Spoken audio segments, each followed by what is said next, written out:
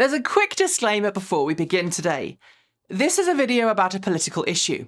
At Transport Evolved, we know that some of our audience are here for cars and don't want to hear about any politics. We know this because you tell us quite loudly in the comments on videos that touch on political matters you feel that way. But the advancement of cleaner, greener, safer and smarter transportation is inextricably tied up with politics. And as we've seen time and time again in various ways over the last century or so, they coexist. But politics isn't something that everyone wants to hear about, so if that's not your thing, be it today or ever, you can go ahead and skip this one. We won't mind. But because what we're about to talk about is good for electric vehicles, we think you might want to stick around. Moving on, as we've covered on this show before, bans on the sale of new internal combustion engine cars and trucks are becoming more common around the world, as the twin realities of both anthropogenic climate change and good zero-emission vehicles have people more ready to dump the pump than ever before. Laws and regulations are, for some people, a controversial way to move the adoption of zero-emission transportation forward. But the truth is that very little of the progress that's been made so far would have happened without governmental action, which isn't to say that governments always act in the best interest of everyone involved, because they also fail to do that with astonishing, scary regularity. But if we take Norway and its pro-EV stance as an example, it wouldn't have got to where it is today without the buy-in of its political carrots and sticks approach to EV adoption, nor would it be where it is today without the 80s band Aha, but that's for another video. Which brings us to the US state of Washington, whose legislature has just passed a bill that would ban the sale of internal combustion engine cars and light trucks from model year 2030 onward. In doing so, Washington joins fellow state California, as well as a number of other countries, including France, the Netherlands, and the United Kingdom, in setting a target date by which it wants to ban internal combustion vehicles. The US states of Massachusetts and New Jersey have also announced intentions to implement similar bans, but at this time, they haven't formalised it. While California may have been the first to announce a future ban on ICE sales, Washington's plan is more ambitious in several ways, which I'll get to in a moment. It's also important because this ban was passed through the legislature by elected officials rather than coming about by order of the governor, and that's a big deal in its own right. At the same time, though, there are some definite caveats we need to make you aware of. Before we get there, though, a quick note for our overseas viewers. The USA has two very different Washingtons. The nation's capital city, Washington, D.C., is located on the East Coast and is not the subject of the story. It's not even a state, and there's a whole other video that we could make about statehood for D.C., but I'm not going to. Nope, today we're going to be talking about Washington State, which is the northernmost state of the contiguous US on the West Coast. Sitting here in Oregon, it's my state's neighbour to the north. Okay, let's dig into what this ban is, what it isn't, and most importantly, what it all means. The ban, which is actually part of a larger bill pertaining to electric vehicle charging infrastructure, would prevent the sale or registration of any vehicles from model year 2030 onward, not powered by electricity and weighing under 10,000 pounds or 4,500 kilograms, as long as the vehicle has 3 or more wheels. Although, we were trying to imagine a 5-ton motorcycle in the team and we all came up blank. The powered by electricity thing is significant, by the way. What matters in the bill is how the wheels are turned, not how the energy is stored. So both battery electric and hydrogen fuel cell electric vehicles are fine, while vehicles running on synthetic or so-called electric fuel are not. Hydrogen internal combustion engine and natural gas vehicles under the weight cap would similarly be banned. If certain provisions, which I'll get to in a moment, are met, the ban will go into effect 5 years sooner than a similar ban in the state of California. But that isn't the only difference between the two. Washington's bill is in fact significantly stricter than California's because it goes beyond banning the sale of new internal combustion engine cars. Instead, Washington state will not permit model year 2030 and beyond internal combustion cars to be registered in the state. In the US, buying a car in a state you don't live in is usually pretty easy, a fact which makes laws like California's quite feasible to circumvent. But if you can't register the car in your home state, buying it elsewhere is about as useful as lighting a stack of cash on fire to keep yourself warm. Side note, Here in the state of Oregon, for example, it is becoming nigh on impossible for fans of Keijidosa, that's Japanese K-class cars, to register their vehicles on Oregon roads. K-cars have already been registered, are legacied in, but if you were to try and import a K-car to the state of Oregon and had been registered elsewhere or had just arrived on a ship from Japan, the sloths at the DMV would go, no. But if you wanted to register the same car on the roads of Washington, which still loves K-cars, you'd have no problem at all. Side note to my side note, I love the DMV office nearby to me, and I can categorically say they are not sloths, nor is the local DMV the gateway to hell as depicted in several popular TV shows. I'm just trying to spice up a political video with what goes on in my head when I'm reading and writing scripts. Back to these provisions. At the moment, a huge percentage of a given state's infrastructure budget comes from taxes on fossil fuels, paid by the consumer at the pump. This poses a problem for state budgets as more and more people are going electric. Some states have addressed this by adding an additional fee or tax for registering an electric car or plug-in hybrid, something that Washington State implemented with a $75 car tab fee back in 2019. The problem with that, of course, is that it disincentivizes the purchase of an EV, which is something at odds with Washington State's goal of reducing and eventually eliminating internal combustion engine vehicles from its road. One solution is to instead tax vehicles based on miles travelled, something which is already tracked yearly during the registration process in most US states. Though I'm sure any number of telematics options could do the same thing in a more intrusive and creepy way.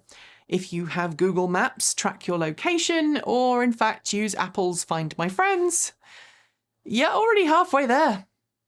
Washington State's ban on internal combustion vehicles as of 2030 will not be considered in effect, even though it's passed the legislature and is likely going to be signed by the governor, until a minimum of 75% of cars on the road in Washington State are assigned a tax or fee based on the mileage that they travel. It is an understandable way to try and ensure the state's infrastructure budget isn't shattered, but there are also serious questions about the mileage tax system, and at the moment, while such a system has been discussed in the state, there aren't any pending bills or proposals to actually implement one. And if a mileage tax doesn't get proposed, debated, made law, and widely implemented, the Washington ban on internal combustion engined vehicles never actually happens. Which brings us around to the question of, should it? Here at Transport Evolved, our answer to that question is not quite as straightforward as you might think. To be clear, climate change is happening, and it's undeniably an emergent existential threat to the future of our species on this planet. And we humans are squarely at the centre, both as the reason for making it worse and one of the largest victims of it. That isn't something that's up for debate anymore, and frankly it hasn't been for a long time. Tailpipe emissions remain a major driver of atmospheric CO2, not to mention a host of other nasties you don't want to get breathing. Getting internal combustion vehicles off the road in favour of zero-emission ones would be an enormous public good, not only in terms of climate benefits, but also for public health. And, as I said earlier in the video, every significant bit of progress, from improved fuel economy figures to the advent of hybrid vehicles and the growing adoption of EVs, has been driven by the carrot and stick of government regulations and incentives, here in the United States and all around the world. At the same time, we aren't oblivious to the fact that if things aren't done with extraordinary care, Washington State's ban on internal combustion engine vehicles will come with some unintended consequences, and some of those consequences will hurt the most vulnerable people in our society. Let's start with mileage taxes or fees. They make sense in many ways, but they also impose a heavier burden on people who don't have the money to live in expensive cities, but still have to commute into those cities for their work. Seattle in Washington State is notoriously expensive to live in, and many people commute over considerable distances to get there. A mileage tax is a financial penalty for not having enough money to live closer to work, something that makes about as much sense as charging you money for having a low balance in your bank account. A similar proposed alternative tax has been floated elsewhere, a tax on tyres rather than petrol, has the same problem, with the added issue of incentivising people to drive on unsafe rubber. Then there's the ban itself, which, among other things, could easily end up being a barrier to movement for people in the years after it passes, when folks with cheap ICE cars brought elsewhere after the ban find themselves unable to relocate to Washington state. There's argument within the team as to how much of an edge case that is or isn't, as who knows how many low-cost internal combustion engine cars will even be being sold by model year 2030. What there isn't any argument about, however, is that without huge investments in a just and equitable process, the transition away from internal combustion engine cars is invariably going to harm vulnerable people, especially here in the United States. Right now, the cost of petrol is hugely subsidised by the federal government, and fuel stations seem as plentiful as stars in the night sky. That isn't going to be the case as the percentage of vehicles on the road shifts in favour of those that don't have petrol tanks. EVs and fuel cell vehicles, if they catch on, are likely to be more expensive than the cheapest old internal combustion engine vehicles for a very long time. And that means petrol-powered cars will remain the only viable option for lower-income people and people living in poverty for decades to come. Needing their fossil fuel-driven cars, those people will easily become trapped into paying more and more money to get around, including getting to work, as petrol subsidies dry up and fossil fueling stations become rarer, and thus able to charge more per gallon of fuel. That reality is coming, but bans like Washington and California's will just exacerbate the problem. Of course, it doesn't have to be that way. Continuing as we are, burning fossil fuels and pouring carbon dioxide and other pollutants into the atmosphere willy-nilly is simply not an option. But transitioning to a greener future doesn't have to devastate the lives of vulnerable people. There is a great deal that can be done to cushion the transition to zero-emission transportation, from expanding mass green transit to providing significant financial assistance to get people out of their old internal combustion engine cars and into good, low-cost battery electric or fuel cell vehicles, and subsidising the expansion of public charging infrastructure in lower-income neighbourhoods. Just naming a few things off a much larger list of things that need to be done. But right now, the Washington bill doesn't go nearly that far. There are provisions in it. They seek to identify disadvantaged population most in need of expanded access to charging infrastructure. And this, in a way, clearly shows that the legislature is aware of the inequalities found in the transition away from fossil fuel vehicles. And that is a big deal. But while knowing is half the battle, the other half is getting something concrete done about it. And as I've already laid out, charging infrastructure is only one piece of a bigger picture. The 2030 ban on internal combustion engine vehicles in Washington state is a huge and exciting step, and one which we hope and expect will be taken by many more states and nations around the world. But it also highlights a troubling deepening of inequality in that transition away from fossil fuels is going to bring with it if we don't take decisive action soon. Frankly, there isn't much point in saving the planet if we lose sight of our humanity in the process. So from where we at Transport Evolved sit, the Washington bill only gets things half right. It remains to be seen if the other half will follow. And that's it for today. As always, thanks to the folks on my right for being our $15 to $49 a month Patreon supporters. Special thanks to our $50 a month Patreons. That's Regine Fellows, Gordon C., Paul Conway, Laura Sanborn, Anthony Coates, Denny Hyde, Sean Ueda, Anonymous Freak, and Tesla in the Gong. And our deepest gratitude to our $100 a month Patreon supporters, John Lyons, Marcel Ward, Reggie Watts, JP Fagerback, Will Graylin, and Ian.